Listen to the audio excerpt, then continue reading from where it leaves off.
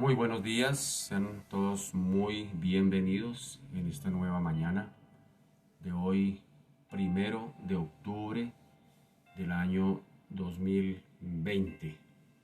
Hoy estamos entrando al mes 10 de este año 2020.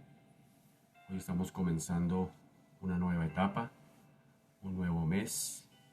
Hoy estamos iniciando una nueva oportunidad, estamos iniciando una nueva expectativa.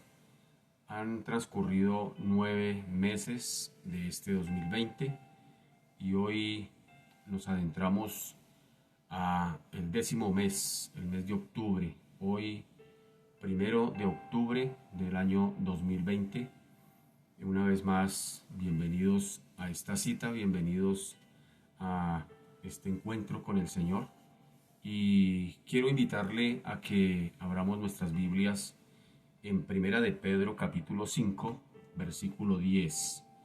Primera de Pedro capítulo 5, versículo 10. Y tiene que ver precisamente con el tiempo. Tal vez al comienzo de este año muchos de nosotros había expectativas de lo que iría a ser este 2020, qué sucedería, qué irá a ser, qué pasará. Y pues es natural dentro de los seres humanos tener la expectativa de qué pasará en el futuro, de qué sucederá mañana. Sin embargo, tal vez comenzamos este 2020 con mucha expectativa, como bien lo dije, y empezamos un año con sueños, con anhelos, con proyectos, y para nadie es desconocido que a todo el mundo nos cambió la vida, a todos, todos inclusive. Yo creo que no hay un ser humano en este planeta al cual no le haya cambiado la vida en este 2020. Este 2020 ha sido un año muy difícil para todos. Yo creo que todos de una u otra manera hemos vivido esas luchas, hemos vivido situaciones, hemos vivido cosas difíciles durante este 2020. Pero si hoy inicia un nuevo día, si hoy inicia un nuevo mes, el mes de octubre, pues no queda más alternativa que mirar cómo hasta aquí nos ha sostenido el Señor, hasta aquí nos ha ayudado, hasta aquí ha estado pendiente de nuestras vidas, nos ha guardado. Y por eso quiero llevar en esta mañana que miremos Primera de Pedro, capítulo 5, versículo 10. ¿Qué dice el Señor allí acerca de nuestra vida, de la expectativa de vida, de la expectativa de los tiempos? ¿Qué sucederá? ¿Qué estará pasando en nuestro ser, en nuestra propia vida, como bien lo dije hace un momento? Así que Primera de Pedro, capítulo 5, versículo 10, dice de la siguiente manera, Primera de Pedro 5, 10. Dice: mas el Dios de toda gracia, que nos llamó a su gloria eterna en Jesucristo, después que hayáis padecido un poco de tiempo, Él mismo os perfeccione, afirme, fortalezca y establezca. A Él sea la gloria y el imperio por los siglos de los siglos. Amén. 4 cosas muy importantes que aquí vemos que hace el Señor, pero nos advierte: después de que hayáis padecido un poco de tiempo. Dice allí el texto claramente, Él nos llamó a su gloria eterna, pero después que hayamos padecido un poco de tiempo. Pero mientras vamos en ese tránsito, dice que Él mismo nos perfecciona, es decir, nos va haciendo maduros en la fe cada vez más, nos va haciendo a la estatura de su amado Hijo en cuanto a carácter. Cada día que pasa nos vamos pareciendo más a Cristo, y eso lo va haciendo el Señor, nos va perfeccionando. No que no tengamos mancha, no que no tengamos error, sino que, como repito, esa perfección viene de madurez espiritual, creciendo en la fe, una fe sólida, una fe firme. Pero también dice que nos afirme. Una cosa es estar firme cuando el piso está firme, y otra cosa es estar firme cuando el piso se mueve. Yo recuerdo cuando presté mi servicio militar, allá nos decían: atención, FIR, era una orden. Y esa atención FIR era estar firmes, quietos, ni siquiera pestañear. tuve la oportunidad de estar en la ceremonia de cambio de gobierno cuando Belisario Betancur tomó el gobierno y lo entregó Turbay. Y allí tuve el honor de estar en la Plaza de Bolívar en esos honores. Y allí, cuando se iban a dar honores a estos gobernantes, tocaba estar quietos, firmes, ni pestañear siquiera. Y es muy fácil estar firme cuando el piso está firme. Pero vaya usted a estar firme, en una posición firme, sin moverse, cuando el piso se le mueve. Caso distinto. Pues aquí dice el Señor que aunque el piso se nos mueva, nos mantiene firmes, es decir, no nos deja caer. Y lo tercero que hace aquí es fortalezca. Bueno, en la antigüedad, la fortaleza era especie de garitas que estaban sobre los muros de Jerusalén, donde allí estaban los vigías o los vigilantes o los centinelas para vigilar y cuidar de que no viniera el enemigo, y si venía el enemigo tenía que dar aviso. Es decir, se llamaban fortalezas porque allí era imposible que pudiera entrar cualquier enemigo a derribar a Jerusalén. Así que esa es la fortaleza es todo aquello que el Señor coloca a nuestro alrededor para guardarnos de tantas y tantas situaciones y circunstancias diarias de la vida. Todos los días tenemos que pasar por luchas, todos los días tenemos que sufrir, todos los días tenemos que pasar por dificultades. Y sin embargo, el Señor es nuestra fortaleza, Él es el que impide que esos enemigos nos derriben, así como sucedía en las murallas de Jerusalén. Pero también dice, establezca, establezca. Establecer es cuando se da una norma que no tiene reversa. Yo lo digo de esta manera, más reversa tiene un avión. Es cuando el Señor dice algo y no hay poder humano que lo cambie. Por ejemplo, Él dice algo como esto, es necesario que los hombres mueran una vez y después de eso el juicio, porque Él dice antes de eso, dice, está establecido, dice, está establecido, es la palabra, está establecido que los hombres mueran una vez y después de esto el juicio. O sea que contra eso no hay remedio. Todos necesitamos pasar por ahí, por ese tránsito. Así que el Señor es el mismo que se encarga de eso. Se encarga de perfeccionarnos, afirmarnos, fortalecernos y establecernos, pero dice, después de que hayáis padecido un poco de tiempo. Así que hoy comenzamos un nuevo mes, el mes de octubre, un nuevo mes, un nuevo comienzo, una nueva oportunidad. Y sin embargo, como bien dije al principio, ha sido un año difícil. Yo creo que no ha habido ser humano en esta tierra, rico, poderoso, pobre, negrito, blanquito, que no haya sufrido el embate de lo que nos ha correspondido vivir durante este 2020. Ha sido un 2020 de sorpresas. Teníamos mucha expectativa, teníamos cosas por hacer, planes, proyectos, pero sin embargo nos hemos dado cuenta que todo eso cambió, pero la esperanza es que el Señor nos dice, aunque hayan padecido un poco de tiempo, Él mismo os perfeccione, afirme, fortalezca y establezca. Entonces, hoy comenzando un nuevo mes, vamos a darle gloria al Señor por eso, porque hasta aquí nos ha sostenido, a pesar de las luchas, a pesar de las dificultades, todos hemos padecido dificultades, como bien lo digo, todos hemos de alguna u otra manera vivido luchas, yo estoy viviendo las mías propias, es decir, todos, no hay nadie que se escape a eso, pero son circunstancias de vivir en medio de un mundo caído, eso no se puede esconder, estamos en medio de un mundo caído, un mundo infectado por el pecado del ser humano y eso ha hecho que vivamos, que nos corresponda vivir todo lo que estamos viviendo, pero la promesa que tenemos aquí del Señor en Primera de Pedro capítulo 5 versículo 10 es que después de que hayamos padecido un poco de tiempo, Él mismo nos hace maduros, Él mismo nos afirma, Él mismo nos fortalece, Él mismo nos establece. Es decir, estamos establecidos que los que hemos nacido de nuevo, dice que somos hijos de Dios y que nadie nos arrebatará de su mano.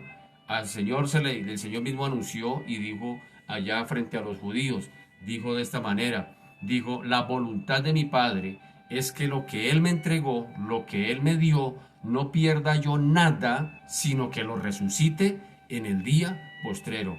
Seguridad que tenemos de salvación quienes hemos nacido de nuevo. Ojo con esto, no dije los cristianos, porque como he dicho en otras ocasiones, hoy está de moda ser cristiano, pero una cosa es ser cristiano y otra cosa es ser nacido de nuevo. Y sin embargo, vaya Nicodemo, cuando llegó ante el Señor le dijo, Nicodemo, ¿te es necesario meterse a una iglesia cristiana? No, le dijo, te es necesario nacer de nuevo. Y dice por allá primera de Juan capítulo 3 versículo 9, dice que si somos nacidos de Dios, la simiente de Dios permanece en nosotros y ya no practicamos el pecado. Y el Señor nos da una seguridad de salvación donde dice que nadie nos arrebatará de su mano y que Él nos promete resucitarnos en el día postrero. Tremendo. Así que, como bien diría Pablo, suena un poquito difícil, pero es la verdad. Pablo dijo, para mí el vivir es Cristo y si muero es ganancia. Entonces, partamos de ahí, orando al Señor, dándole gracias, hermano, porque ya entramos al mes décimo de este año. Y hasta aquí, con luchas, dificultades, tristezas, alegrías, pero hasta aquí el Señor nos ha sostenido. Vamos a hablar desde esa perspectiva. Quiero invitarle en esta mañana a que por un momento te olvides de tu pedido. Déjalo de lado, tranquilo, déjalo de lado. Y démosle gloria a Dios, porque hasta aquí el Señor de verdad ha sido bueno con cada uno de nosotros. Padre, te damos gracias en esta mañana, Señor. Hoy comenzamos un nuevo día. Hoy comenzamos una nueva oportunidad. Hoy comenzamos, Señor, una nueva expectativa. Cada vez que comienza algo, hay expectativas, hay alegría, hay incertidumbre. ¿Qué pasará? Y tal vez cuando comenzamos este 2020, Señor, yo creo que por ninguna mente sospechó que, Señor, todo lo que se está viviendo vendría. Señor, inclusive por allá se habló de que vendrían terremotos y todo ese tema, y por ahí algunos dijeron eso. Y tal vez lo que no nos explicaron fue si los terremotos iban a ser verdaderamente físicos, es decir, en la tierra, o terremotos en cuanto al sistema que estamos viviendo. Porque todo lo que estamos viviendo de verdad que ha removido muchas cosas en cada uno de nosotros, como seres humanos. Y aquí, Señor, incluyo a toda la humanidad, porque todos los seres humanos de una u otra manera hemos, Señor, sufrido, Padre amado, el impacto de estas situaciones que se están viviendo en este 2020. Pero, Señor, hoy te damos gracias. Hoy te damos gracias, Señor, porque han pasado ya 9 meses, estamos comenzando el 10º mes de este año, en el cual había mucha expectativa, habían sueños, anhelos, muchos sueños no se pudieron lograr, muchas expectativas, muchos proyectos no se pudieron realizar. Y no porque, Señor Dios de la gloria, Padre amado, no se haya podido porque sencillamente faltó algo, sencillamente son circunstancias que se dan en la vida, bendito Señor, en las cuales a veces no estamos preparados. Tal vez, Señor Dios de los cielos, cada vez que comienza una nueva etapa en nuestras vidas, la expectativa, pues lógicamente, no es de perder, no es de fracasar. La expectativa del ser humano natural siempre es a salir adelante, siempre es al progreso, siempre es al crecimiento. Es algo que está dentro de los seres humanos, está allí inmerso, Señor Dios de la gloria. ¿Quién quiere fracasar? ¿Quién quiere sufrir? ¿Quién quiere padecer? Nadie. Todos los seres humanos tenemos sueños, anhelamos. Si tú hablas con un anciano de 100 años y le preguntas, ¿qué opinas de la vida? Dice, la vida es hermosa, y todavía tú lo verás proyectándose, inclusive, hablando de planes, porque eso está inmerso en la vida. La vida está diseñada de eso, de soñar, de planear, de planificar cosas, de querer proyectarse, de querer hacer cosas diferentes, cosas nuevas, y eso está dentro de nosotros los seres humanos. Pero, Señor Dios de la gloria, como bien diría allí, Señor Dios de los cielos, en su momento, Salomón, en el libro de Eclesiastés, dijo, mientras haya vida, hay esperanza. Es mientras haya vida. Ya después de que se va de esta vida, ya allí que terminaron los sueños, allí terminaron los anhelos, allí terminaron los sufrimientos, allí terminó todas las situaciones. Por eso, Señor Dios de la gloria, hoy te damos gracias. Te damos gracias porque hasta aquí nos has sostenido, hasta aquí nos has guardado, hasta aquí, Señor, nos has, Dios de los cielos, Padre amado, cuidado. Como bien dices tú en tu palabra, Señor, a través del apóstol Pedro, nos has fortalecido, nos has afirmado, nos has llevado a crecer un poquitico más en la fe, una fe más madura, una fe más sólida, una fe, Señor Dios de la gloria, que crece. Gracias, bendito Señor, por eso. Gracias porque hasta el momento, Señor, nos has afirmado. porque a pesar de situaciones difíciles, nos has sostenido, no has permitido, bendito Señor, que resbalamos y caigamos. Nos has sostenido, bendito Señor, bajo tu mano, Dios de la gloria, para no, Señor, Dios de la gloria, caer y, Señor, Dios de la gloria, Padre amado, Señor, terminar, Padre amado, eliminados. Señor, Dios de la gloria, pero también tú nos has fortalecido, a pesar de que, Señor, han venido tantas luchas, tantos dardos, tantas situaciones a nuestras vidas. Señor, Dios de la gloria, nos damos cuenta, bendito Señor, que definitivamente tú, bendito Señor, has sido nuestra fortaleza. Has impedido, bendito Señor de la gloria, que, Señor, las situaciones difíciles, Padre amado, nos derriben. Gracias te damos por eso, bendito Señor. Pero también, Señor, está establecido. Está establecido, bendito Señor Dios de la gloria, que si hemos nacido de nuevo somos tus hijos. Y está establecido, bendito Señor Dios de la gloria, que Padre amado, tú, Señor, prometiste, bendito Señor, que habías venido a hacer la voluntad del Padre. Y que la voluntad del Padre era que lo que el Padre te había entregado no se perdiera nada, pero que nada se perdiera. ¿Dónde está eso? En el capítulo 6 de Juan, que hemos venido estudiando en estas mañanas. En el capítulo 6 de Juan, el Señor dice: la voluntad de mi Padre es que lo que Él me entregó yo no pierda nada, sino que lo resucite en el día postrero. Y esa es una promesa que nos debe poner los pelos de punta a los que hemos nacido de nuevo. Señor Dios de la gloria, gracias. Gracias, Señor, porque tenemos seguridad en ti. Por eso Pablo podía decir: para mí el vivir es Cristo y si muero es ganancia. Es decir, Pablo la tenía tan clara. Señor Dios de la gloria, dónde estaba parado, dónde estaba ubicado, tenía identidad en Cristo. Él podía decir: con Cristo estoy juntamente crucificado. Ya no vivo yo, mas Cristo vive en mí. Y lo que ahora vivo en esta naturaleza carnal, lo vivo en la fe del Hijo de Dios, el cual me amó y se entregó a sí mismo por mí. Esa era la certeza que tenía el apóstol Pablo. Y Señor Dios de la gloria, ayúdanos a seguir confiando en esa certeza que tenemos, Señor, en lo que tú has hablado, en lo que tú has dicho de nosotros, en lo que tú dices acerca de tus hijos. Tú dices, Padre amado, que nadie, dice: yo conozco los que son míos y nadie, pero nadie los arrebatará de mi mano. Qué promesa tan maravillosa, bendito Señor. Por eso, Señor, hoy te damos gracias. Hoy queremos apartar unos minutos para agradecer tanta bondad, para agradecerte, bendito Señor, cómo nos has sostenido, cómo nos has venido perfeccionando. Yo creo, Señor Dios de la gloria, que nuestra fe no es la misma fe de enero, la misma fe con que comenzamos este 2020, porque, Señor Dios de la gloria, sí que ha sido probada nuestra fe este 2020, sí que ha sido probada.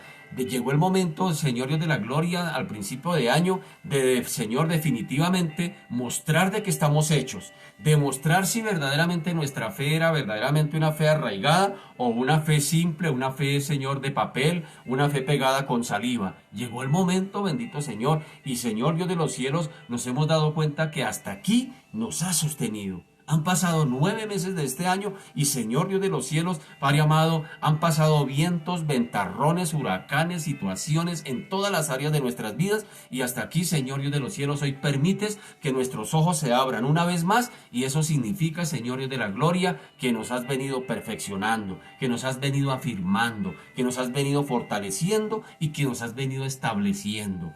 Por eso, Señor, en esta mañana te damos gracias, te bendecimos, Padre amado. Glorificamos tu nombre, Señor Dios de la gloria. Y ahora queremos, Señor, que nos hables por tu palabra. Queremos, Señor, que nos cuentes, bendito Señor Dios de la gloria, qué tienes para nosotros en este nuevo mes. ¿Qué planes? ¿Qué cosas quieres que, Señor Dios de la gloria, cambiemos? ¿Qué cosas quieres tú, bendito Señor, afirmar en nosotros? ¿Qué cosas quieres perfeccionar en nosotros? ¿Qué cosas quieres fortalecer en nosotros? ¿Qué cosas quieres establecer en nosotros? Durante este nuevo mes que hoy comenzamos, rendimos nuestras vidas a ti, bendito Señor, con toda la confianza de que no nos hemos equivocado. La certeza es que no nos hemos equivocado. Hemos tomado la mejor decisión que cualquier ser humano pueda tomar, y es la decisión de seguirte y de servirte a ti. Señor, vale la pena invertir nuestra vida en ti, y tiene que ser así, porque si tú fuiste a la cruz a morir por nosotros, Señor, lo que tú mereces, lo mínimo que mereces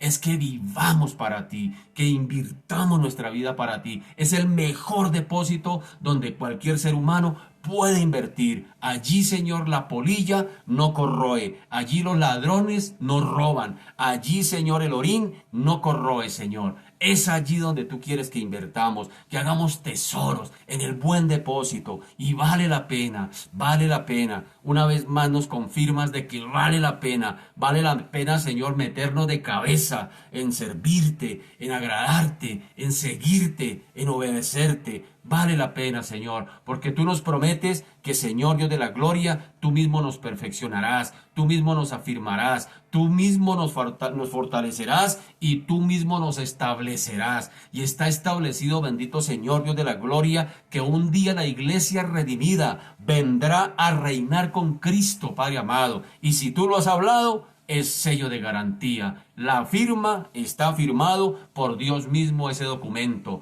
Está firmado por Dios mismo ese decreto, donde Dios de la gloria, tú, Señor, vendrás un día por tu iglesia. Vendrás un día, Señor Dios de la gloria, y estaremos contigo y vendremos a reinar y gobernar contigo. Padre, gracias. Gracias porque si tú lo has hablado, tú no eres hombre para que mientas, ni hijo de hombre para que te arrepientas. Tú, Señor, lo has dicho y lo harás como has venido cumpliéndolo hasta ahora. Señor Dios de los cielos, gracias, Señor, porque tú, Señor, hasta aquí nos has sostenido. Te bendecimos y te adoramos y te damos a ti la gloria, y te damos a ti la honra, y te damos a ti la alabanza. Espíritu Santo, en esta mañana nos conectamos delante de ti, nos disponemos ante ti para que nos enseñes, para que nos ministres, para que esta palabra traiga bálsamo, para que esta palabra traiga esperanza a nuestro ser, bendito Señor. Te bendecimos y te damos a ti la gloria, en el nombre de Jesús. Amén y amén. Mis amados, una vez más, sean ustedes muy bienvenidos en esta nueva mañana. Quiero animarles a que abra su Biblia en esta mañana. Recuerde que estamos juntos estudiando en las mañanas el Evangelio de Juan. Y quiero animarle a que vayamos al capítulo 7. Capítulo 7 del Evangelio de Juan. Estamos haciendo un estudio sistemático. Recuerde que no estamos predicando aquí en las mañanas, aquí no diga, qué predicación tan linda la del hermano Jorge. No, aquí no estamos predicando, estamos aprendiendo todos. Estamos haciendo un estudio sistemático del Evangelio de Juan. Yo también personalmente he aprendido muchas cosas durante estos meses que llevamos haciendo esta tarea en las mañanas. He aprendido muchas cosas donde he estado mirando el Evangelio de Juan desde otra óptica que ha sido de mucha bendición, y quiero compartir esto con mis amados hermanos. Así que, Evangelio de Juan capítulo 7, miremos lo que dice a partir del versículo 10. Juan 7, versículo 10. Dice la bendita palabra del Señor.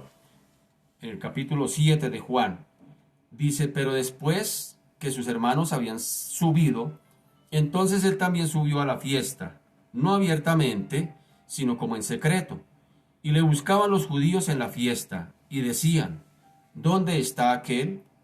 Y había gran murmullo acerca de él entre la multitud, pues unos decían: es bueno, pero otros decían: no, sino que engaña al pueblo. Pero ninguno hablaba abiertamente de él por miedo a los judíos. Mas a la mitad de la fiesta subió Jesús al templo y enseñaba. Y se maravillaban los judíos diciendo: ¿cómo sabe este letras sin haber estudiado? Jesús les respondió y dijo: mi doctrina no es mía, sino de aquel que me envió. El que quiera hacer la voluntad de Dios, conocerá si la doctrina es de Dios o si yo hablo por mi propia cuenta. El que habla por su propia cuenta, su propia gloria busca, pero el que busca la gloria del que le envió, éste es verdadero y no hay en él diferencia. ¿No os dio Moisés la ley y ninguno de vosotros cumple la ley? ¿Por qué procuráis matarme? Respondió la multitud y dijo: demonio tienes, ¿quién procura matarte? Jesús respondió y les dijo: una obra hice y todos os maravilláis. Por cierto, Moisés os dio la circuncisión, no porque sea de Moisés, sino de los padres, y en el día de reposo circuncidáis al hombre. Si recibe el hombre la circuncisión en el día de reposo, para que la ley de Moisés no sea quebrantada, ¿os enojáis conmigo porque en el día de reposo sané completamente a un hombre? No juzguéis según las apariencias, sino juzgad según, o mejor, con justo juicio. Bien, hemos visto que en este capítulo 7 de Juan, del Evangelio de Juan, este capítulo 7 describe una serie de reacciones. Y recordemos un poquito que las personas se enfrentan a una decisión muy puntual de si merece o no merece la pena seguir a Cristo. Ahí vemos aquí desde el texto que había varias reacciones frente a lo que Jesús enseña, frente a lo que Jesús demanda. Había una parte que no creía en él y que pensaban que engañaba al pueblo. Decían, no, no, no, este engaña al pueblo. Esa era una parte de la gente que escuchaba a Jesús, que le escuchaba sus enseñanzas, que se enojaban con lo que hacía, que inclusive llegaron a querer prenderle para acusarle y para matarle, como bien los judíos allí estaban allí. Pero por otro lado, había otro grupo de personas y eran los que sí que habían creído en él, los que pensaban que él era bueno, que se maravillaban de su enseñanza y de sus obras. Es decir, afirmaban inclusive que él era el profeta, inclusive llegaban a afirmar que verdaderamente él era el Cristo, el Hijo de Dios, como bien lo estableció, como bien lo declaró Pedro allá al final del capítulo 6. Y por último, también están los que parecían que no querían comprometerse, dice acá en el texto, por miedo a los judíos. Es decir, había alguien allí que no querían meterse en problemas, que sencillamente para evitar todo eso, más bien creían en Jesús, por supuesto, creían en sus milagros, creían que era el Hijo de Dios, creían que era el Cristo, creían que era el Mesías esperado, pero no querían compromisos con Jesús. Abiertamente no querían comprometerse. Recordemos, por ejemplo, a Nicodemo.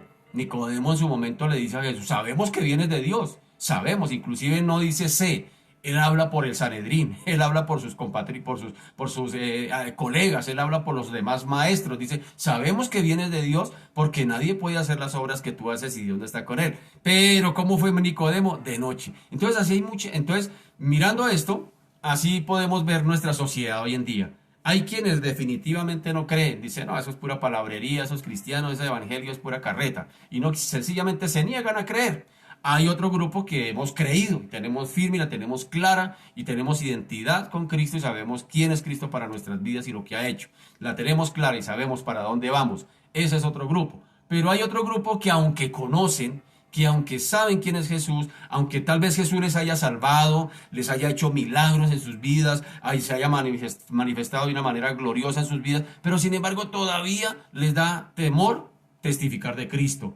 No porque donde la empresa sepan que yo soy evangélico me echan. No porque donde mi familia sepa que yo soy cristiano me deshereda. No porque donde mi marido o mi esposa sepa que soy evangélico se me va de la casa. Entonces todavía hay esos ciertos temores a sabiendas de que tenemos claridad de que somos hijos de Dios, de que la tenemos clara de lo que Cristo ha hecho en nuestras vidas. Así que en cualquier caso, antes de que Jesús se presentara públicamente en Jerusalén, ya estaba preparándose o se estaba preparando una tormenta contra él.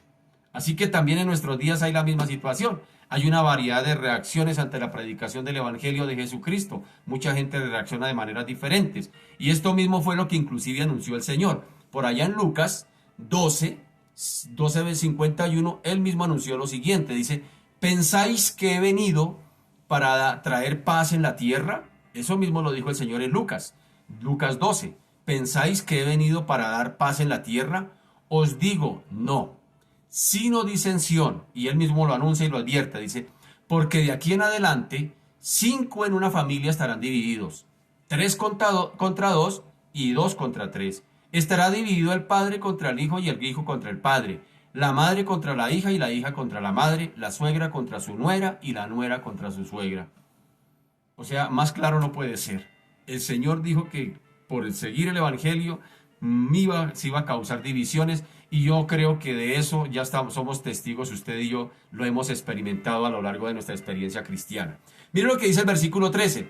Dice, pero ninguno hablaba abiertamente de él por miedo a los judíos. Así que, aunque todo el pueblo hablaba acerca de Jesús, ninguno, como bien dije hace un momento, ninguno se atrevía a hablar abiertamente de él.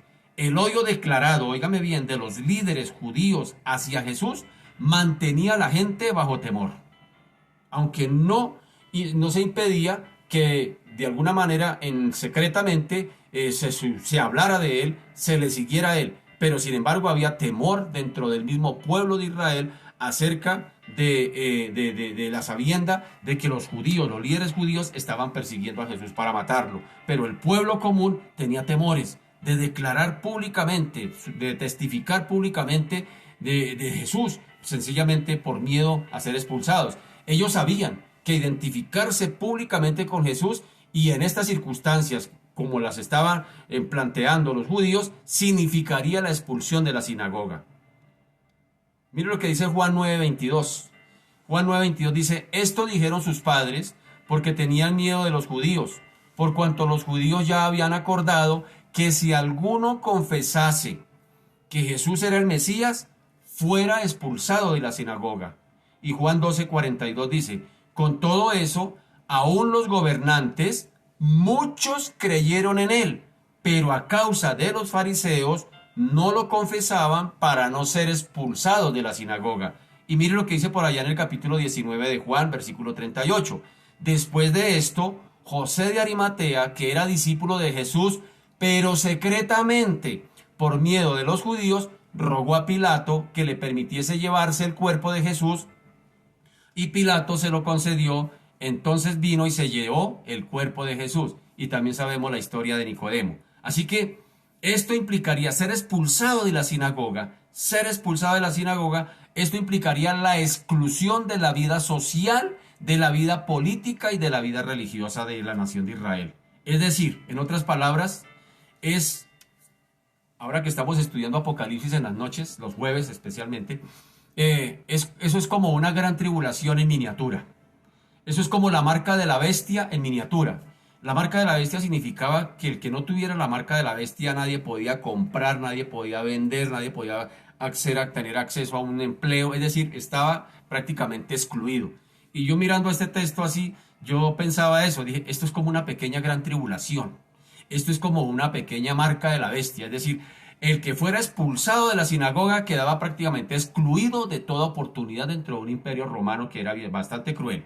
Así que no tenía oportunidades, ni sociales, ni de trabajar, ni oportunidades de adorar a Dios. O sea, quedaba excluido totalmente prácticamente de la vida social dentro del imperio romano. Por eso muchos temían ser expulsados. Y los líderes religiosos le han dicho: el que se atreva a declarar que Jesús es el Mesías, sea expulsado de la sinagoga. Entonces había cierto temor dentro del pueblo.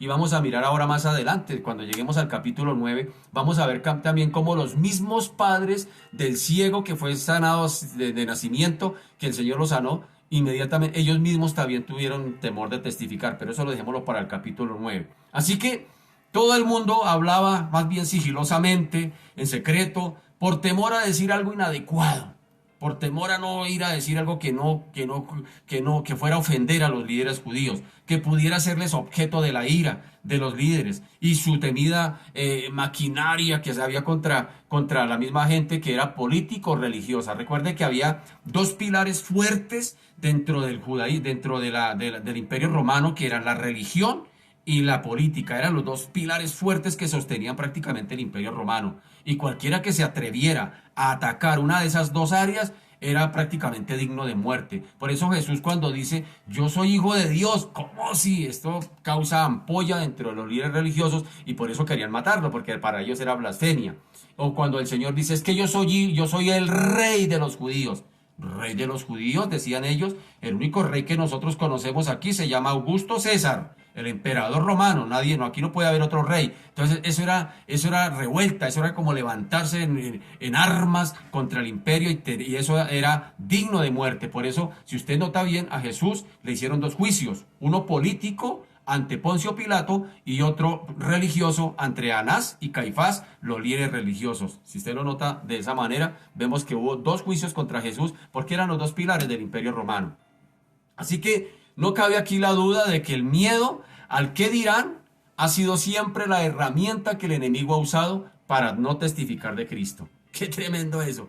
Eso ha sido a lo largo de la historia. Porque a veces nos da miedo testificar, aunque sabemos la verdad, la conocemos, la vivimos, la tenemos clara, pero sin embargo cuando llega el momento de testificar, como que nos da susto, nos da miedo, nos da temor. ¿Al qué dirán? ¿Qué irán a pensar? Mis amigos se van a ir, que se van a ir, la familia se va a levantar. Ya dije que todos hemos experimentado esos cambios bruscos cuando llegamos a Cristo. cuando llegábamos ante los amigos y nos hicimos evidentes, cuando llegamos ante la familia y nos hicimos evidentes, a los compañeros de trabajo y nos hicimos evidentes, nos hemos dado cuenta de esa hostilidad que hemos sufrido la mayoría, si no todos. Así que, mira lo que dice el versículo 14 y versículo 15 del capítulo 7 de Juan. Dice, mas a la mitad de la fiesta subió Jesús al templo y enseñaba, y se maravillaban los judíos. Mire, ¿quiénes? Los judíos, diciendo, ¿cómo sabe este letras sin haber estudiado? Así que, aunque habían subido secretamente a Jerusalén, a la mitad de la fiesta de los tabernáculos, allí Jesús había subido pues secretamente, pero no dice que secretamente, sino el texto dice como en secreto. Esa expresión como es un símil. No quiere decir que subió en secreto, no, sino como en secreto. Es decir, no quiere decir que secretamente entró totalmente a la fiesta de los judíos, en este caso la fiesta de los tabernáculos, sino como en secreto. De todas maneras, aunque él llega a la mitad de la fiesta, es decir, recuerde que la fiesta duraba 7 días con sus noches. Si dice la mitad de la fiesta, puede decirse que el Señor estaba llegando entre el día tercero o el día cuarto de la fiesta, o sea, cuando el ambiente estaba prendido, porque eso causaba alegrías. ¿Por qué causaba alegrías? Recuerde que la fiesta de los tabernáculos tenía que ver con la vendimia de la cosecha. Y la vendimia de la cosecha era decir que todo estaba listo para la venta, había quincena, había mesada como hoy, rico, es decir, la gente estaba al éxtasis en su alegría de ir a adorar al Señor allí en esa fiesta de los tabernáculos. Así que el Señor, si llegó a la mitad de la fiesta, cuando llega uno a la mitad o llegaba uno a la mitad de la fiesta era cuando estaba en lo pleno. Así que imagínense allí, pero el Señor no llegó a la fiesta, el Señor se fue directamente al templo a enseñar, que eso lo vamos a ver más adelante.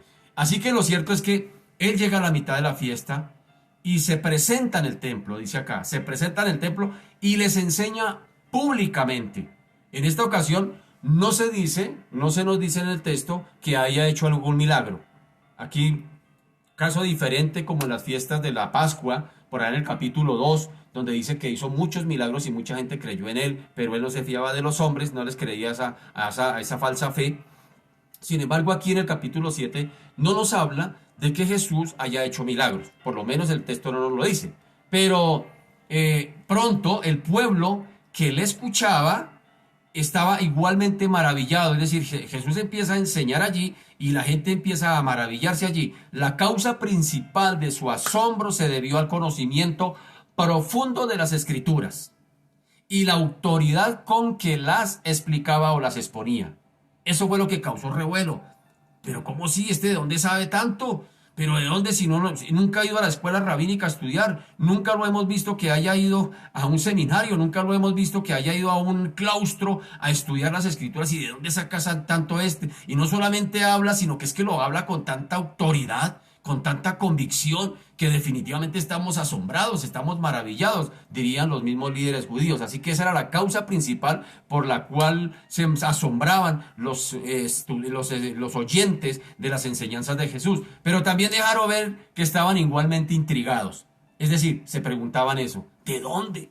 ¿De dónde saca él tanta sabiduría? Ya que era sabido de todos, claro está, como bien lo dije hace un momento, que él no había estado en ninguna de las escuelas rabínicas. Mire lo que dice el versículo 15. Dice, y se maravillaban los judíos, diciendo, ¿cómo sabe este letras sin haber estudiado? Es decir, para los judíos, estudiar en una de las escuelas rabínicas era la única manera de conseguir el conocimiento de las escrituras y la autoridad para exponerlas. Es decir, ellos no admitían otra forma de expresión acerca de las escrituras. Tenía que pasar por el filtro de las escuelas rabínicas para ellos.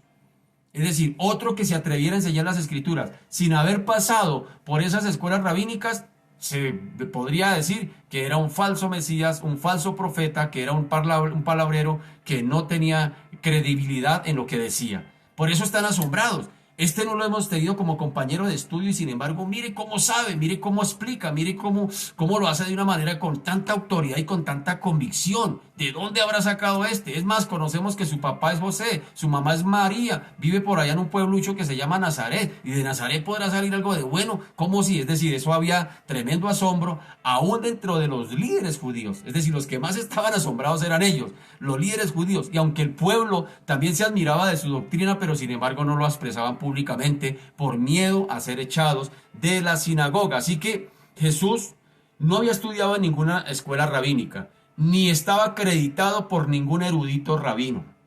Es decir, él no tenía credenciales de nada. Sin embargo, cuando Jesús enseñaba, reclamaba la más absoluta sumisión a sus oyentes. Es decir, ya captaba la atención de lo que él iba a decir. Esto resultaba inadmisible para los líderes judíos. Eso no cabía para ellos. Y aún rompió más los esquemas el Señor. ¿Cómo lo rompió? Cuando afirmó que su doctrina, óigame bien, no era de él, sino que venía directamente de Dios. Oiga, el Señor era especialista en pisar callos. El Señor era especialista, como que le gustaba, era especialista en eso. Dice, no, además, yo no le debo mi enseñanza a ningún maestro rabínico. Yo no he pasado por ningún seminario rabínico. Mi enseñanza tampoco es que yo haya leído y haya estudiado, quería decir Jesús. Dice, mi doctrina no es mía, mi doctrina viene directamente de Dios, directamente del Padre, quien me la dio. Él, mire lo que dice allá el versículo 16, esto es impresionante. Dice, Jesús les respondió y dijo, mi doctrina no es mía. Es decir, cuando se habla de doctrina significa enseñanza. Cuando dice, mi doctrina no es mía, sino de aquel que me envió. La verdad es que si lo hubieran pensado bien los judíos, esto no tenía que haberles extrañado tanto, puesto que tenían todos los verdaderos profetas de Israel.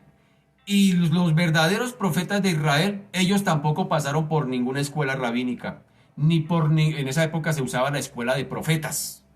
Y los profetas de la Biblia, ninguno de ellos pasó por ninguna escuela profética. El mensaje lo recibieron directamente de Dios para exponérselo al pueblo. Así que los judíos aquí que están parados ante Jesús, los que están allí delante de Jesús, ellos sencillamente tendrían que haber considerado las palabras de Jesús. Dicen, oigan, los profetas de la antigüedad, oiga, ellos tampoco pasaron por ninguna escuela rabínica ni por ninguna escuela profética, que era en el entonces lo que se usaba. Sencillamente ellos recibieron el mensaje directo de Dios y lo entregaron al pueblo. Ellos deberían reconsiderar eso. Ellos deberían reconsiderar las palabras de Jesús, puesto que también todos los verdaderos profetas de Israel, ellos recibieron el mensaje sin haber pasado por ninguna escuela de profetas. Y su autoridad nunca dependió de ningún maestro, de ningún maestro de escuela rabínica. Exigirle esto a Jesús, exigirle a Jesús que tendría que pasar por una escuela rabínica para que se haga creíble, esto sería, definitivamente, esto no tendría sentido. No tendría sentido preguntarle eso a Jesús. Así que los ojos de los líderes judíos estaban mirando a Jesús más bien como un entusiasta que animaba a las masas para que le siguieran, y de ninguna manera estaban dispuestos a admitir que un carpintero de Galilea pudiera tener tanta autoridad para exponer las escrituras y a equipararle o a igualarlo con los rabinos judíos. Es decir, no, ellos no cabían en su mente. ¿Cómo viene este a compararse con un Nicodemo, por ejemplo? ¿Cómo viene este a compararse con un maestro? No, esto no. Ellos no estaban dispuestos a admitir tal atrevimiento según ellos. Este no ha pasado por ninguna escuela rabínica, no ha sido enseñado por ningún maestro y viene a ponerse en la calidad en la igualdad de los maestros rabínicos que se han quemado las pestañas estudiando. Esto era imposible o era inadmisible para los líderes judíos. Pero el hecho fue que cuando ellos escucharon a Jesús, lo que ellos no entendían o lo que más causa de impacto, de asombro causaba en ellos, era que lo que el Señor enseñaba, inclusive sobrepasaba inclusive lo que enseñaba cualquier líder rabino judío. Es decir, nadie había enseñado de esa manera. Ningún maestro en Israel se conseguía que hubiese enseñado de tal manera. Los muy buenos maestros, los muy buenos rabinos que habían allí en Jerusalén, ninguno de ellos, con todos los honores así se hubiera graduado, ninguno de ellos le daba la talla a las enseñanzas de Jesús. Las enseñanzas de Jesús sobrepasaban toda la cátedra de los maestros judíos. Tremendo eso. Miremos, por ejemplo, por un momento, los padres de Jesús, cómo reaccionaron cuando lo vieron enseñando en el templo. Dice por allá en el capítulo 2 de Lucas, dice, le hallaron en el templo sentado en medio de los doctores de la ley, oyéndoles y preguntándoles. Y todos los que le oían, oigan esto, el niño tenía 12 años, y todos los que le oían se maravillaban de su inteligencia y de sus respuestas. Un niño judío tenía 4 frentes de estudio de las escrituras. Una, en la casa. 2, en la escuela. 3, en la sinagoga. Y 4, en el templo. 4 frentes de estudio bíblico de las escrituras tenían los niños judíos. La casa, la sinagoga, en la escuela y en el templo. 4. Y un niño judío a los 12 años ya se le conocía como hijo de la ley y tenía toda la autoridad para ir al templo a enseñar y a preguntar acerca de las escrituras. Y Jesús, como buen niño judío, lo tenemos aquí en escena. Y los papás, la misma María, pero como si maravillada de que estuviera en el templo cumpliendo lo que él daba a entender con su título de hijo de la ley, enseñando y preguntando en el templo. Nicodemo, un principal entre los judíos, como ya lo hemos venido recalcando en esta mañana, cuando se entrevistó con Jesús, también no le desconoció, al contrario, le reconoció quién era él. Mira lo que dice Juan 3:1-2, recordemos, dice, había un hombre de los fariseos que se llamaba Nicodemo. Un principal, oigan esos detalles, un principal entre los judíos. Este vino a Jesús de noche y le dijo, Rabí, que significa maestro, sabemos que has venido de Dios. Como maestro, mire, no le está desconociendo, porque nadie puede hacer estas señales que tú haces si no está Dios con él. ¿Sí nota? El mismo maestro Nicodemo le está reconociendo a Jesús. Pero además de que Jesús evidenciaba en su enseñanza una autoridad divina como nadie más la había tenido, aún había otra cosita más, otro detalle más que marcaba la diferencia entre la enseñanza fundamental de los rabinos y la de los escribas ante la enseñanza que él daba. Mientras que el Señor solo citaba, óigame bien, mientras que el Señor solo citaba las escrituras, es decir, para las enseñanzas, las escrituras del Nuevo Testamento, del Antiguo Testamento, perdón, para sus enseñanzas, los maestros judíos dedicaban la mayor parte del tiempo a discutir sobre diferentes tradiciones. Es decir, que los rabinos del pasado, los rabinos del pasado venían a lo largo de la historia agregando tradiciones humanas a las escrituras. Jesús solo usaba las escrituras en sus enseñanzas, mientras que los rabinos enseñaban no solo las escrituras, especialmente los fariseos, no solamente enseñaban las escrituras, sino que además agregaban tradiciones humanas. Por ejemplo, hay que bañarse las manos antes de comer. Por ejemplo, el sábado no se puede trabajar, no se puede hacer. Es decir, ellos ponían más cargas a las escrituras y estaban más preocupados por las tradiciones humanas que aún por las mismas escrituras. Los rabinos estaban más preocupados por enseñar todas las tradiciones que sus antepasados venían agregándole a las escrituras que aún preocuparse por enseñar las mismas escrituras. Por eso era que era tan celosos en guardar, por ejemplo, el sábado. Por ejemplo, era una tradición que habían colocado los rabinos anteriores y que se atreviera, en este caso, a hablar o a enseñar algo que un rabino pasado, erudito, enseñó, esto traía preeminencia, traía logros para quien enseñaba. Así que copiarse de otro, eso para ellos era tremendo. Pero desafortunadamente lo que copiaban era las tradiciones que los judíos agregaban a las escrituras y no enseñaban prácticamente las escrituras como tal. Sin embargo, hablando de las escrituras, el Señor en un momento le dice a sus discípulos, le dice, ustedes hagan todo lo que ellos dicen, pero no hagan lo que ellos hacen, porque ellos dicen, pero no hacen. Es decir, predican, pero no aplican. Es lo que les está queriendo decir allí. Así que esto hacía que sus exposiciones pues fueran áridas, fueran frías, fueran sin sentido. Esto hacía que no tuvieran el valor fundamental, tenían un escaso valor espiritual. Recuerde que el Señor mismo les dice, recuerde que la ley dice, porque ellos cumplían la ley al pie de la letra. Dice, recuerde que la ley dice, no matarás, pero yo os digo.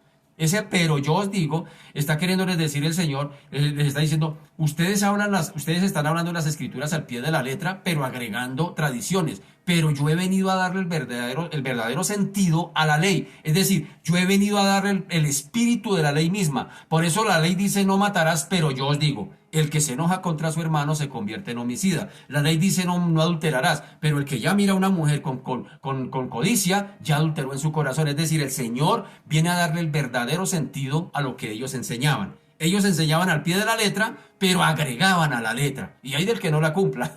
Así que mire, por eso en ese caso Jesús mismo estaba en problemas por eso. Porque había, según ellos, quebrantado el día de reposo cuando levantó al paralítico de Betesda. Ahora, más adelante, sus propios apóstoles, que tampoco habían recibido ninguna instrucción rabínica, que tampoco habían estado en ninguna institución allí acerca de la enseñanza de las Escrituras, también dejaron perplejos al Sanedrín.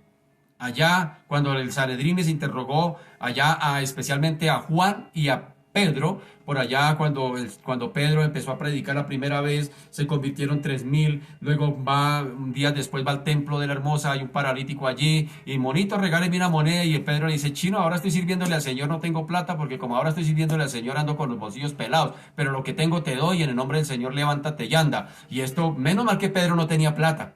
Menos mal, porque donde Pedro hubiera tenido moneda, le da la moneda y pasa desapercibido. Pero menos mal que Pedro no tenía plata. Dijo, lo que tengo te doy, en el nombre de Jesús levántate y anda. Y eso causó gran revuelo al punto de que se convirtieron 5000.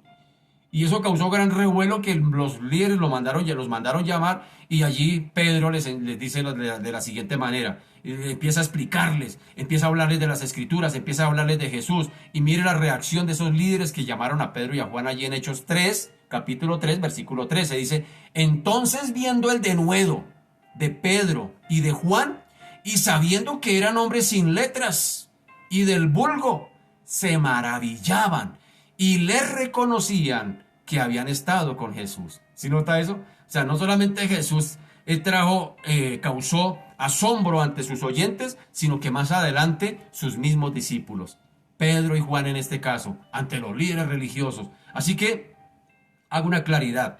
De esto no debemos concluir de que no sea necesario estudiar la palabra. Ojo con eso.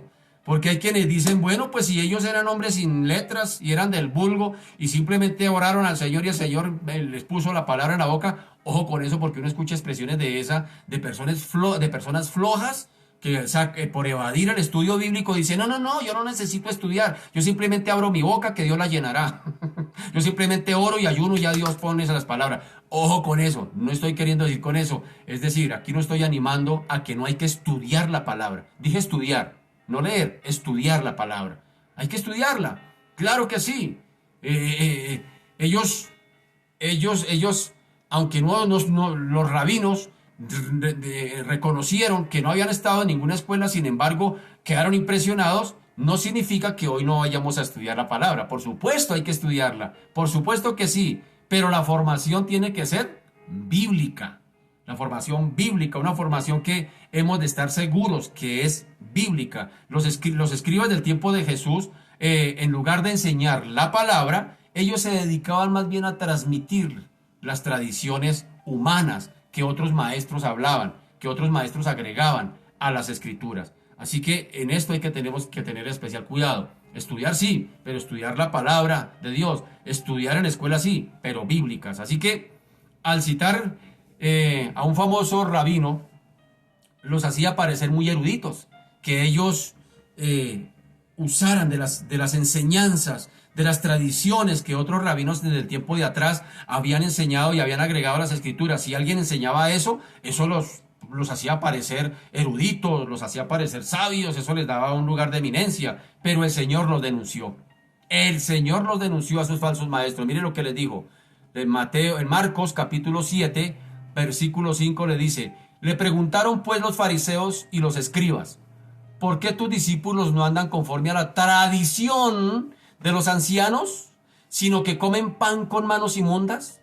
Respondiendo él les dijo, hipócritas. La palabra hipócrita no es una grosería, no es una vulgaridad. Hipócrita es una palabra griega que significa actuar, actor, alguien que está actuando. Y pues un actor es alguien que está mostrando algo que no es él. Por ejemplo, en el cine y en la televisión se ven hogares modelo, donde el actor y la actriz pues, que forman esa pareja es intachable, pero en la vida real ya se han divorciado y casado más de 10 veces. Así que eso es un actor, alguien que está mostrando algo que no es, que está fingiendo, que está mostrando lo que no es. Así que él les dice aquí, actores, ustedes están actuando, son hipócritas. Bien profetizó de vosotros Isaías, como está escrito, este pueblo de labios me honra, mas su corazón está lejos de mí. Pues en vano me honran, enseñando como doctrinas mandamientos de hombres. Porque dejando el mandamiento de Dios, os aferráis a la tradición de los hombres, los lavamientos de los jarros y de los vasos de beber, y hacéis otras muchas cosas semejantes. O sea que el Señor los puso contra la pared.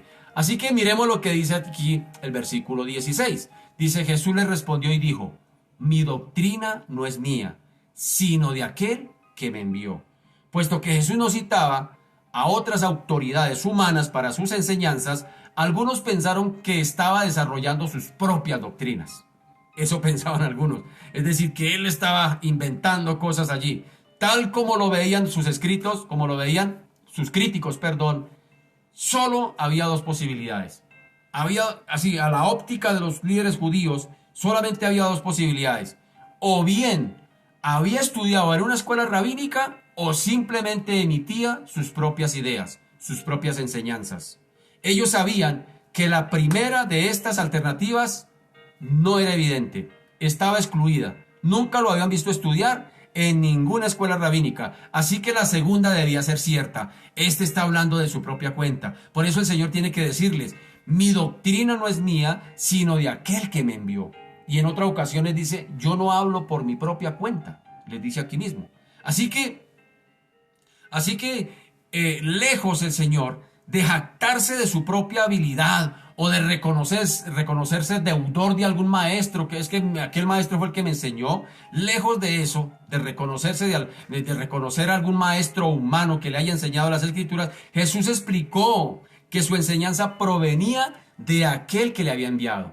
Esto causaba revuelo para los líderes judíos. Así que él mismo se la atribuye a Dios mismo. Dice, el que me envió, él me ha dado la doctrina. Lo que yo enseño viene de parte de Dios mismo, es lo que les está queriendo decir el Señor. Ellos pensaban que no podía haber otra fuente superior a la de un seminario judío, a la de una escuela rabínica. Ellos tenían claridad de que alguien que no pasara por la escuela rabínica no era digno de enseñar o de explicar las escrituras. Ellos tenían en su máxima a la escuela rabínica, es decir, todo el mundo que fuera a enseñar tenía que pasar por ahí. Cualquiera que enseñara que no hubiese pasado por la escuela rabínica se convertiría en un falso profeta o en simplemente un palabrero para ellos.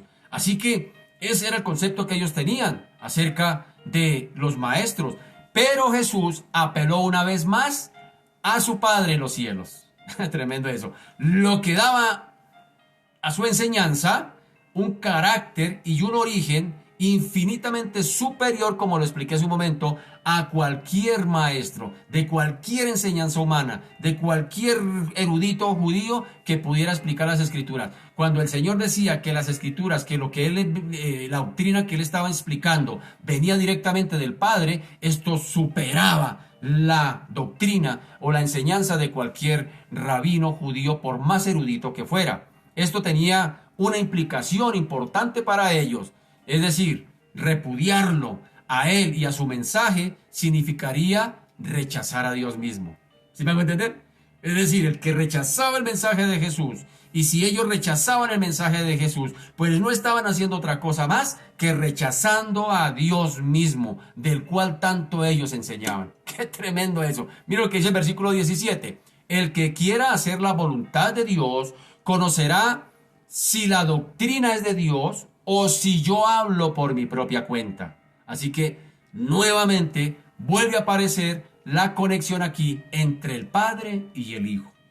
Es decir, el Señor nuevamente empieza a pisar callos y a poner el dedo en la llaga. Jesús afirma ahora que aquellos que quieran agradar al Padre, es lo que está queriendo decir, les está queriendo decir que el que quiera agradar al Padre sabrán que Él es el Hijo y que no habla por su propia cuenta. Es decir, ¿Quieren agradar a Dios? Porque los judíos de hecho creían en Dios. Ellos eran muy fieles a Dios, muy creyentes en Dios, pero no en Jesús.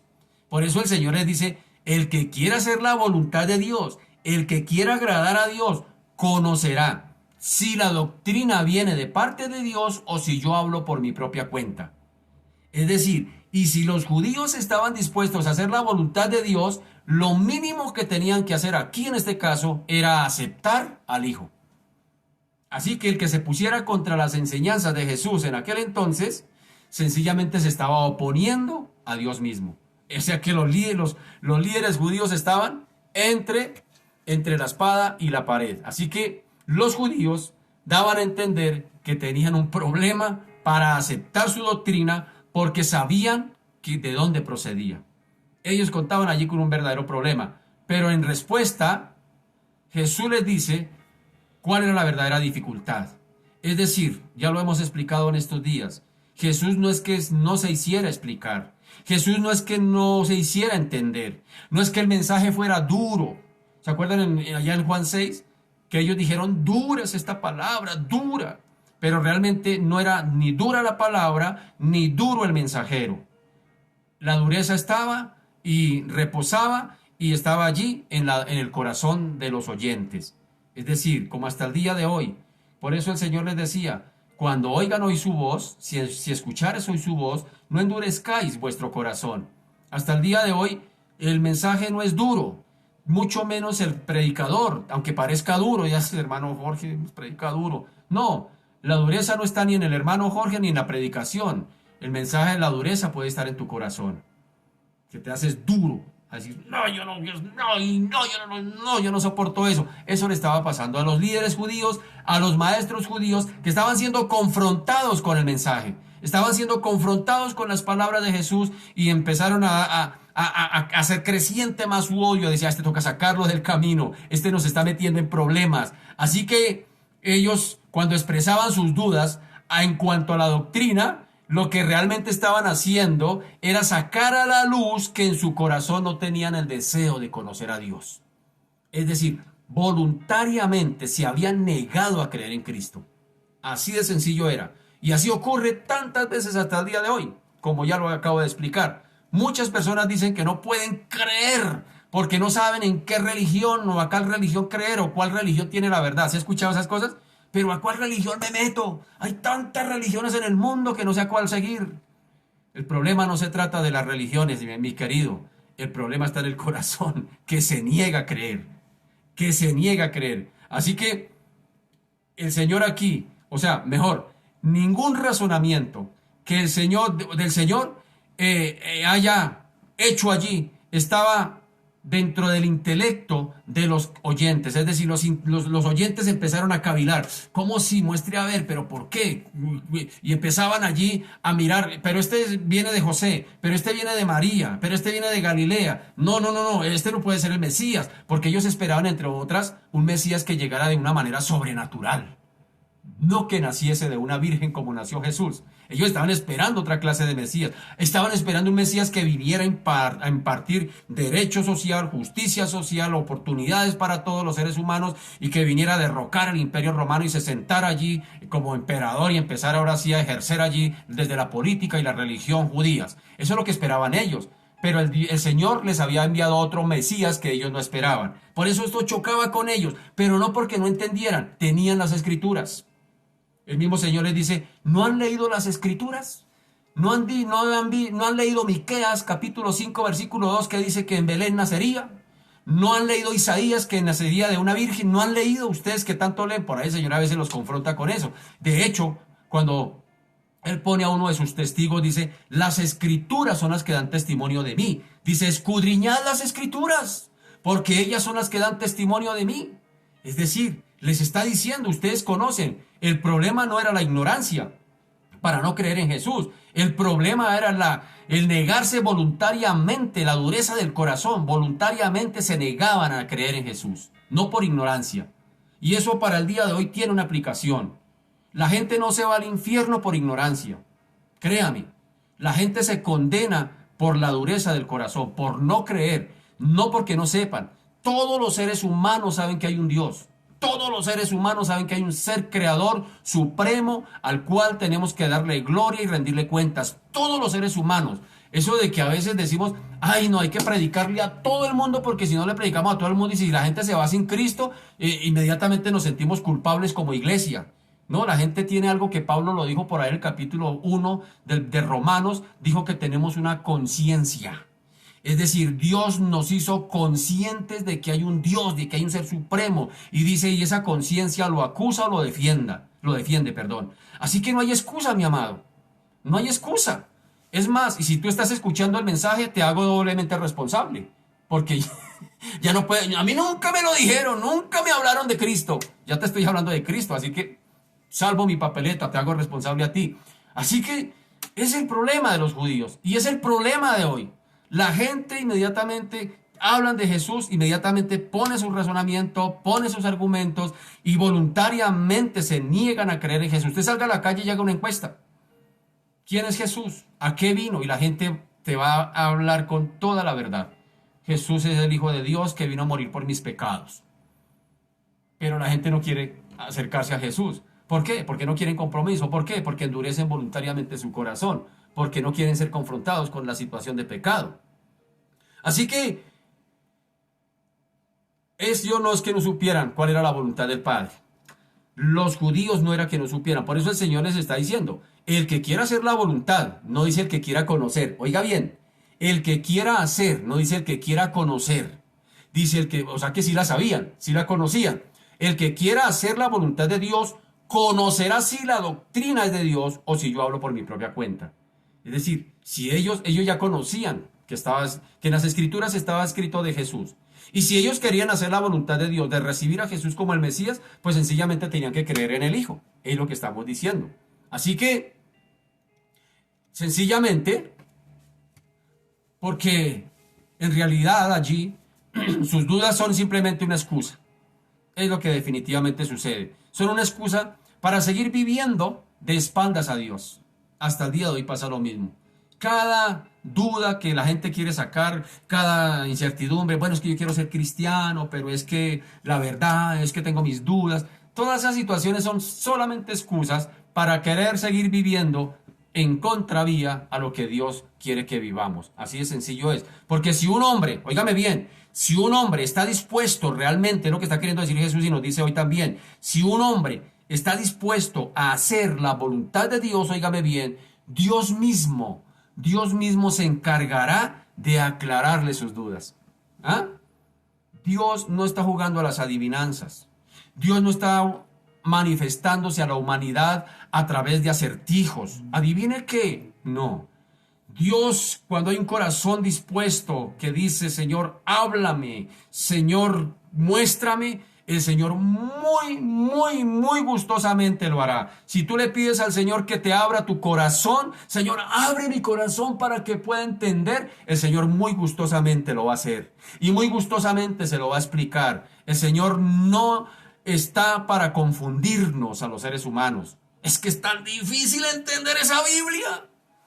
No, mi querido, lo difícil no es la Biblia, lo difícil es la dureza que está en el corazón del ser humano, que se niega a entenderla, porque si alguno está dispuesto a hacer la voluntad de Dios, Dios mismo se la va a explicar. Así de sencillo, es lo que está diciendo Jesús.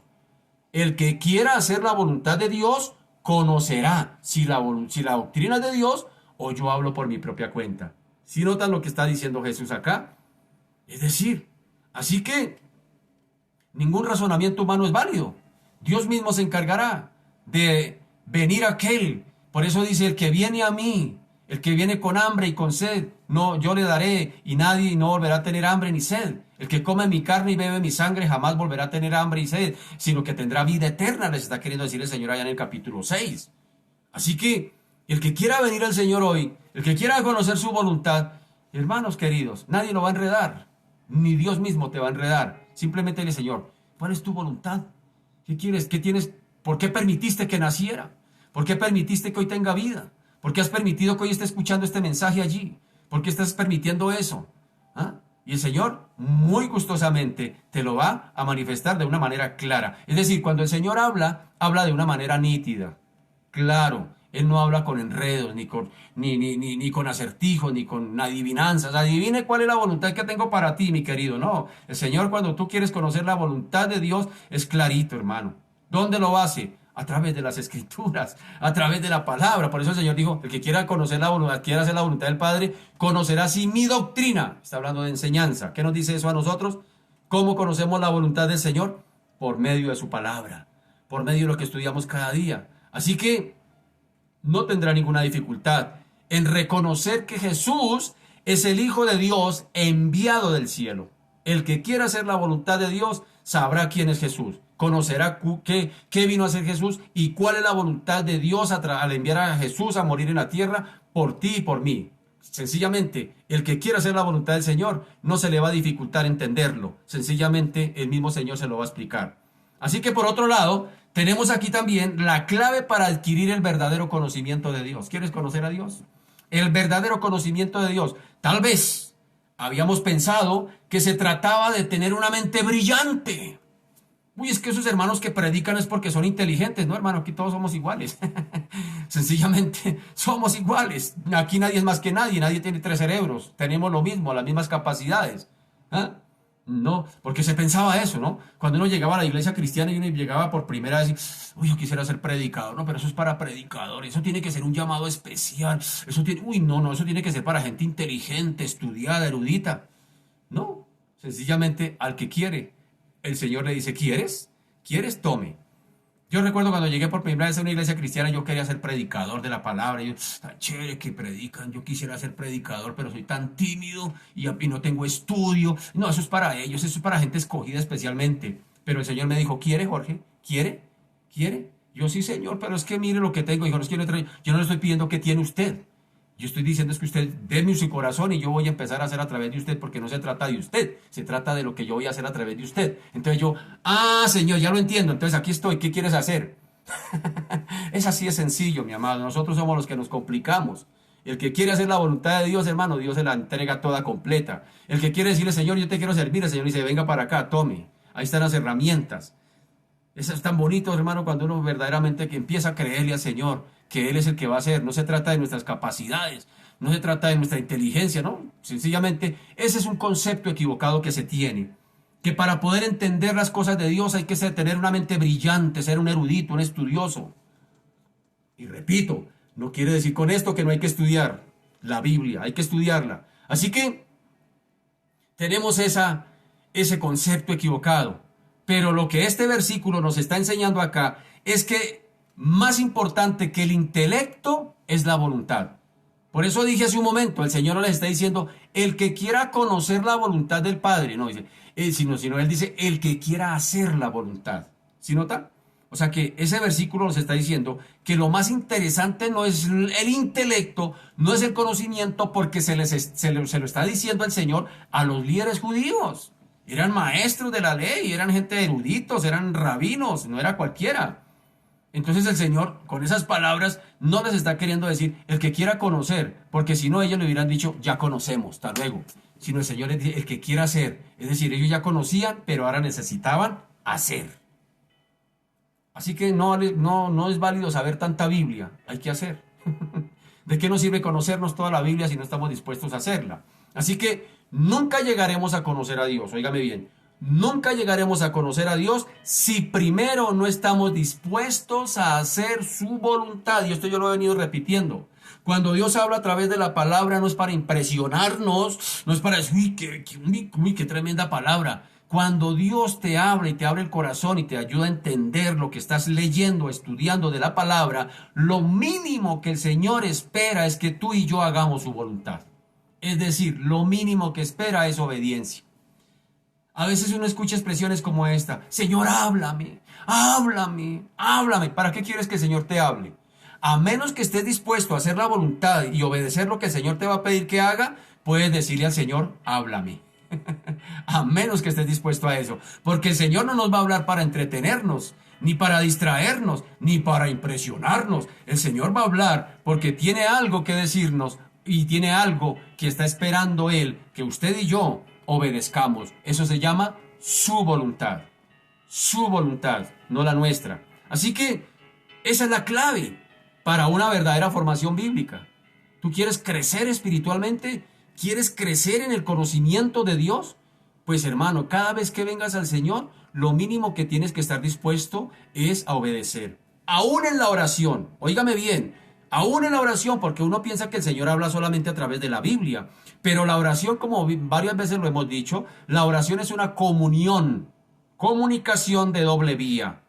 Nosotros hablamos a Dios, pero Dios nos habla. Y a veces para Dios es más importante, sin querer decir que lo que le digamos a Dios no sea importante para Él, pero para Él a veces es más importante lo que Él nos quiere decir que tal vez lo que nosotros le querramos decir a Él. Por eso hay que venir dispuestos, con una mente abierta, con una mente atenta, con una mente dispuesta a lo que el Señor nos vaya a hablar. Cada vez que vengamos a la palabra, tenemos que venir con ese acto de humildad, de reconocer que necesitamos conocer a Dios cada vez más por medio de su palabra. Y lo estamos haciendo en Génesis capítulo 1, los lunes, y lo estamos haciendo en Apocalipsis todos los jueves a las 7 de la noche, y lo estamos haciendo aquí todas las mañanas, estudiando sistemáticamente varios libros de la Biblia. Dije libros para poder conocer más al Señor. Y qué tremendo es cuando tú empiezas a conocerle más a través de la palabra, pero a conocerle no para impresionarlos, porque cada vez que nos hable el Señor, siempre nos demandará obediencia. Eso queda claro. Así que, sin esa actitud, si no traemos esa actitud, podremos tener mucho conocimiento intelectual acerca de Dios, pero nunca llegaremos a un discernimiento genuino de su carácter y de la persona de Jesús. Y en este caso del Padre también. Así que, por otro lado, para avanzar en este conocimiento de Dios, será necesario que previamente hayamos obedecido. Es decir, entre más querramos conocer al Señor, necesitamos obedecer lo que Él ya nos dijo anteriormente. Sinceramente, aquello que ya sabemos, que es su voluntad. ¿Para qué necesitamos saber tanta Biblia si no hemos podido obedecer lo poquito que ya hemos estudiado? Eso es elemental, ¿no? El Señor, háblame más, pero ¿para qué? ¿Ya obedeciste lo básico? Mire lo que dice Colosenses, con esto cierro. Colosenses 1:9, lo que oraba Pablo por la iglesia. ¿Qué oraba Pablo por la iglesia? Allá en Colosas. Colosenses 1:9 al 14, mire lo que dice Pablo a la iglesia. Por lo cual, también nosotros, desde el día que lo oímos, no cesamos de orar por vosotros y de pedir ¿qué? ¿Qué pedía Pablo? Mírenme lo que dice allá en Colosenses 1:9.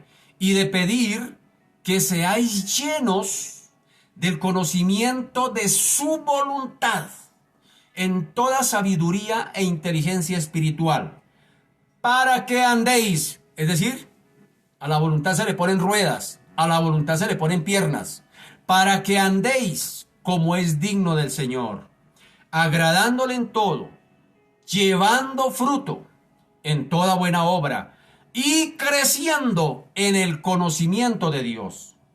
Óigame bien, fortalecidos, verso 11, fortalecidos con todo poder, conforme a la potencia de su gloria, para toda paciencia y longanimidad, con gozo, dando gracias al Padre, que nos hizo aptos para participar de la herencia de los santos en luz, el cual nos ha librado de la potestad de las tinieblas y trasladado al reino de su amado Hijo, en quien tenemos redención por su sangre, el perdón de pecados.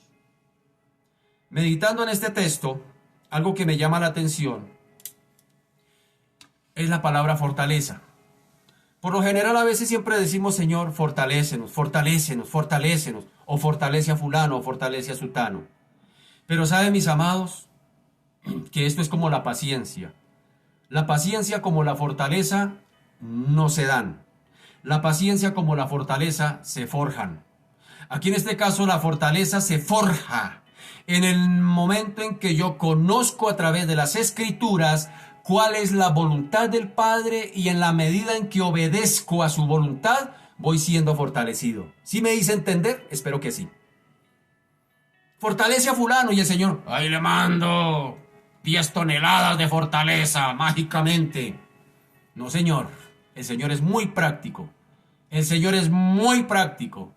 Y en esta práctica dice, sencillamente, dice, fortalecidos con todo poder, conforme a la potencia de su gloria para toda paciencia y longanimidad. ¿Qué está queriendo decir?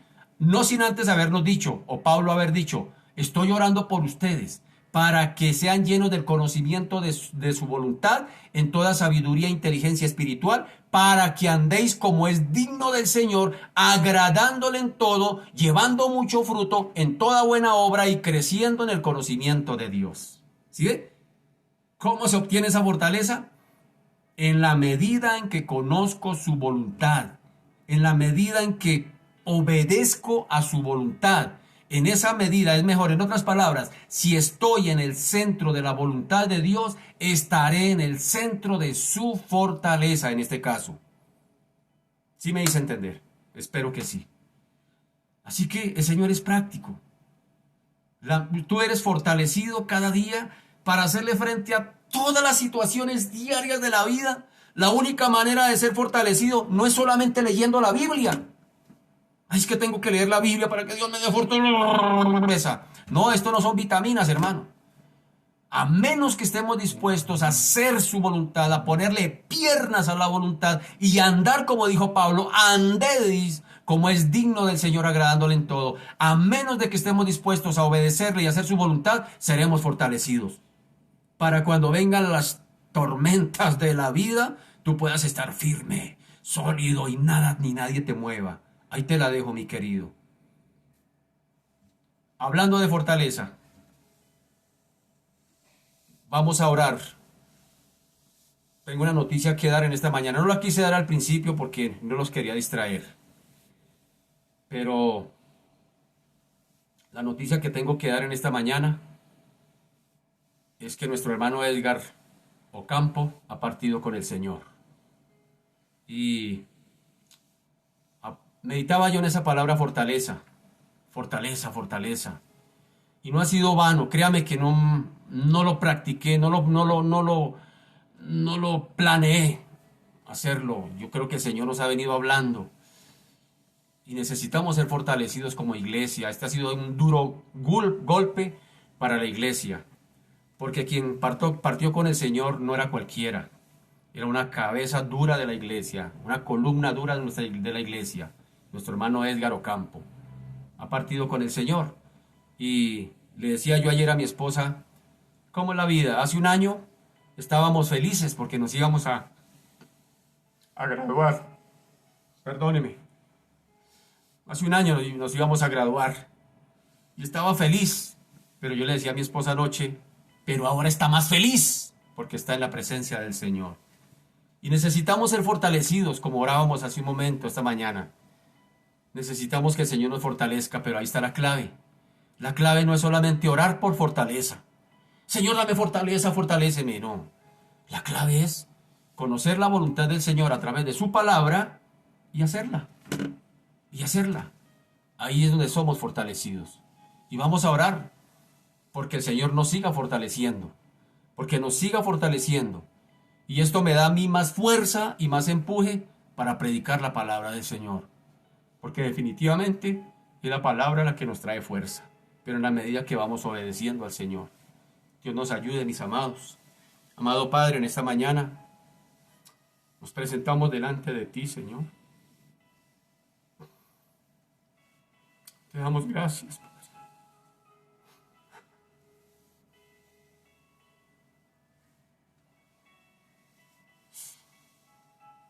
Gracias, Señor, porque tú has sido nuestra fortaleza. Yo fui testigo de primera mano de las luchas que vivió mi hermano Edgar y de cómo se mantenía firme, firme, firme, firme.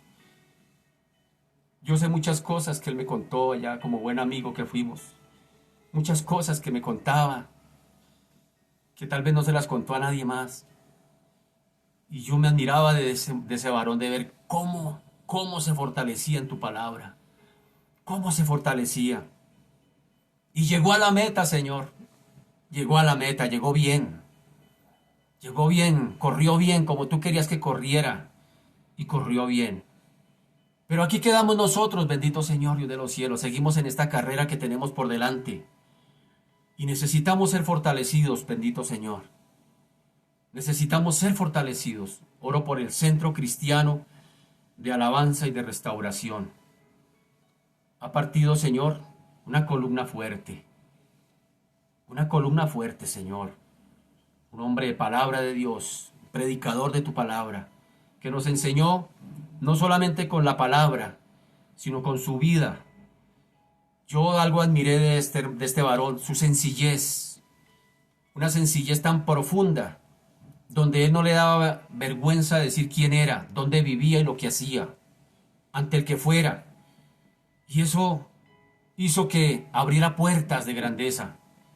Recuerdo cuando estuvimos en el seminario bíblico, Señor, hombre sencillo, donde decía quién era él. Él decía, yo hago esto y no me da vergüenza. Y eso hizo que cayera en gracia, al punto de alcanzar a ser becado por el seminario, por su humildad.